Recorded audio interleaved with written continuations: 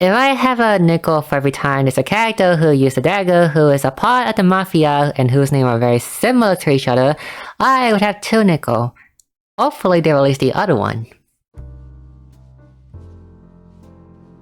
Pirro is a dagger DPS, and he is really good at being a dagger DPS. His main skill is Quintuple Edge, which is also his main shield shaving skill and also his main damaging skill.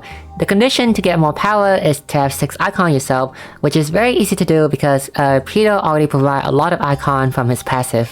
Hard Piercer is the 900 power nuke, the same thing that similar to the Lavina and Edelgard. You're never gonna use this in a normal battle. You use it if you want to like kill the enemy on turn 1, hopefully. But the skill costs a lot of SP too, so you can only use this once per battle. So only bring it if you want to like end the fight immediately if the enemy is weak enough. He also has an AoE damaging skill if you also want to deal damage with him, AoE wise. Although, because it's priority, it also means that you have to go first, so you can't really have 2 tons of break because he has to be the one that's breaking, so it kind of sucks. Honestly, he's not really good as an AoE attacker. He's really better as single target. However, if you want to use him as an AoE character, he does have move for it. And for the last skill, he smoke, like a literally smoke. It grants him poison, SP recovery, and also Doublecast, which everything in the skill is good. Doublecast obviously is Doublecast.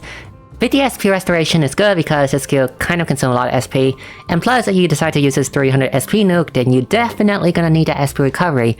And poison, the damage of poison isn't that bad, and it also counts as 1 icon for the requirement of his 5-hit nuke, so it's really good. For his passive, his first passive grants him 50% attack, crit, and dagger damage up, and also 50% speed down, which all of them is an icon. He also has a separate passive that also grants another attack buff to him. So he has like a bunch of passive buff icon to him already, and to fulfill the 6 icon him requirement is extremely easy.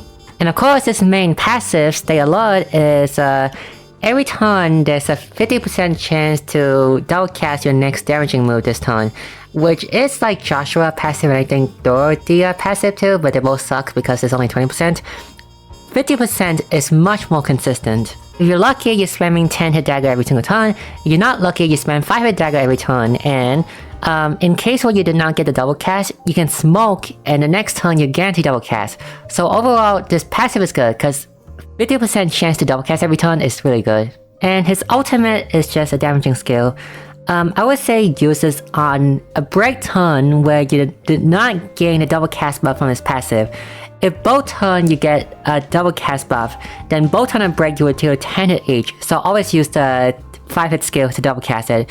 However, if you're not lucky in one turn you did not get the double cast buff for the break turn, then use the ultimate for the damaging move. Overall, Pirro is a strong dagger DPS.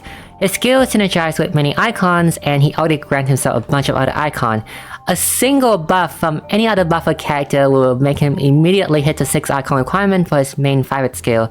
So therefore, he will always get that 1.2 power for his 5-hit dagger.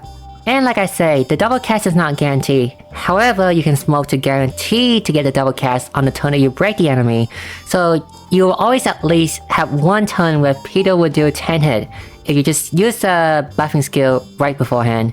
If you want a dagger DPS, then pull for Pirro. He is the best dagger DPS for now until kinda arrive and like change the meta forever. But for now, he is the best.